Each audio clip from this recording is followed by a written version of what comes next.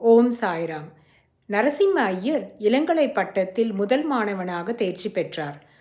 அவர் சென்னை சட்டக்கல்லூரியில் சேர்ந்து சட்டத்தில் பட்டமும் பெற்றார்.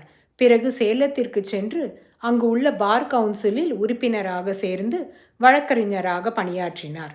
அவர் தம் வழக்குகளை மிக நுணுக்கமாகவும் லாவகமாகவும் திறமையுடனும் கையாண்ட பாங்கு அவருக்கு வழக்குகளில் பெருத்த வெற்றியையும் நிறைய வாடிக்கையாளர்களையும் பெரும் செல்வத்தையும் செல்வாக்கையும் தந்தது. கூடிய விரைவில் பார் கவுன்சிலில் முக்கிய பிரமுகர்களில் ஒருவராக அவர் மாறினார்.